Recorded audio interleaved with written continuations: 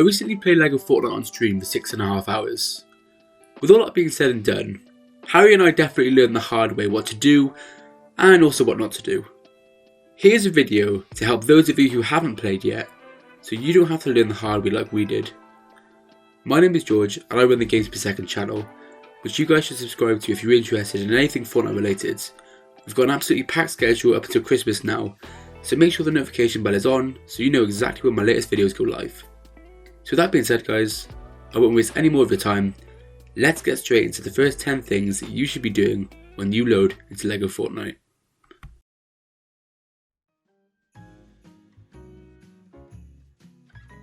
Number 1. Harvest wood and granite. So one of the first things that you'll notice when you load into LEGO Fortnite is that there's wood and also granite littered all over the floor, and you want to go up to them and you want to pick them up. This will come in very handy later. And you can also punch the smallest trees to extract up to 3 wood from them as well.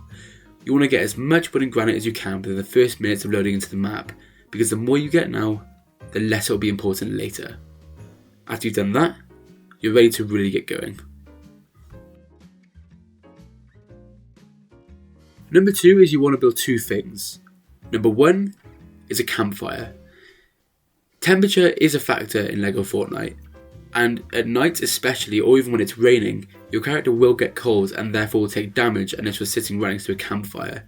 So the first thing you want to do is choose a spot that you want your base to be on and build a campfire there. Number 2 is you want to build a crafting table. The crafting table is incredibly important because it will allow you to craft things like tools, which makes your resource gathering home times more effective. After that, you may want to just gather a couple of berries or maybe kill some animals just in case you're running hungry. After you've done that, then you're really ready to start going.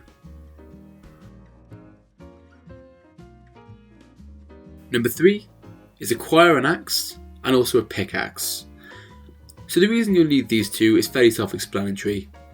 All those massive trees around you are completely impenetrable unless you have an axe. It's not quite like Minecraft. You can't just punch your way out of every situation. Sometimes in LEGO Fortnite you need specialised tools to do specialised things, and one of those things is harvest trees and rocks. And those are the 2 most important resources you'll ever come across, and therefore you're going to need an axe and also a pickaxe. That actually becomes even more important as you get to the next stage, because this is when you're going to start building your first structures. So for number 4, you want to establish a base which you can find in your build menu, and you want to finally build your first shelter, which can be anything you want it to be. You can either build manually using all the construction tools given to you, or you can build a prefab, which I'd recommend that most of you do, as LEGO Fortnite is fantastic, but sometimes building from scratch can be just a little bit awkward, as the ground isn't even, so sometimes you have some pieces that just don't quite sit flat. But anyway, you want to build a base, you want to establish a bed within that base, and after that, you're finally ready for the next stage, and after that, you're really starting to build momentum. So, number 5 is to level up your village. And you'll need 2 things, 15 wood and 15 granite. It doesn't sound like much, but it does take you a little while to gather together. So that's why when I said earlier about picking up as much as you can, as often as you can, this is where that comes into play. Because those 30 items should already be in your rucksack by the time you've already started doing this. But anyway, go over to your village, press the right bumper if you're playing on Xbox, or if you're playing on PS, I believe it's R1, and from there you can upgrade your base, and then you can start recruiting NPCs, and NPCs will start regularly visiting your base. From there on, that's when some of the process that can be almost arduous at the start of any survival games is almost completely automated for you. Let me explain how that works and what the next step is to this process. So, you will already have met the Bright Bomber, which will be the first NPC that comes to your campfire. However, what you want to do after that is you will want to recruit your own NPC who will actually live on your base and provide you with a service. So once you've upgraded your base, random NPCs will start spending the night with you. When one of them does decide to spend the night with you, go up to them, have a chat to them. Generally they'll say they're staying the night, but then you'll see a little icon pop up above their head, you can talk to them again, and you can offer them a space in your accommodation. All that requires is a building with a bed inside it and a campfire. That's all you need to recruit your first NPC to your village, and you want to do that straight away because after that they'll ask for jobs, and what you do is you just go up to them and press the button that enables you to get them to do jobs, which is very clearly indicated by the game, and then I would set them on a path to extract all nearby resources, and they'll go around, they'll collect stuff like wood, they'll collect stuff like thread as well, and they'll bring it back to you and they'll give it to you, and that will allow you to progress in the game without even doing anything. Let's move on to the next step.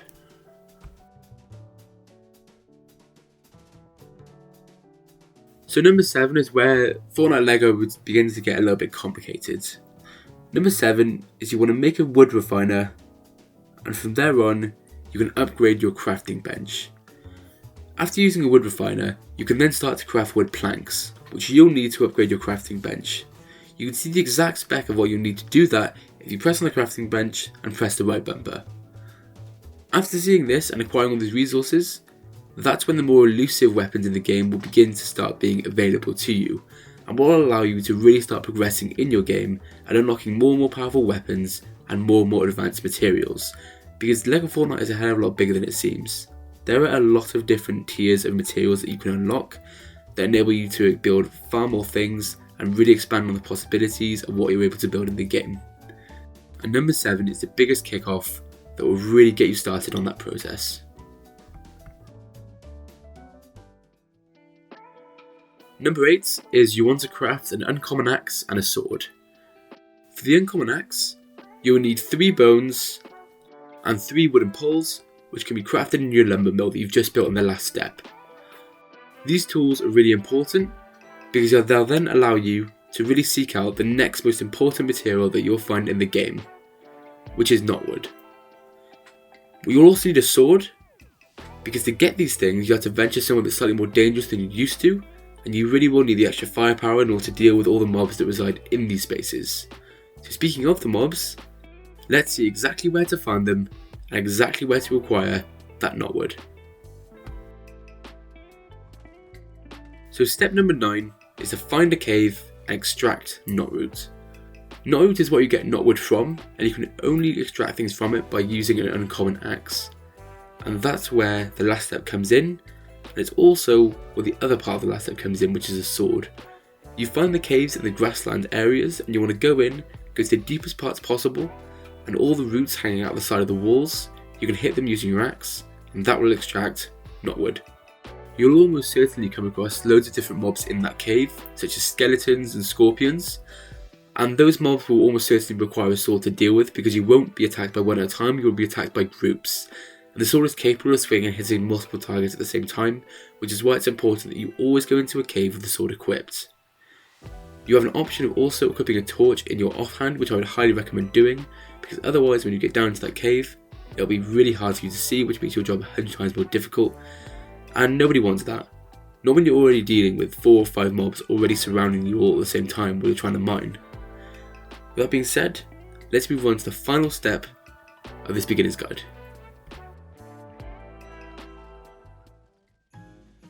Number 10, and the final step of this guide, is to upgrade your pickaxe and then upgrade your base with marble that you extract using that pickaxe.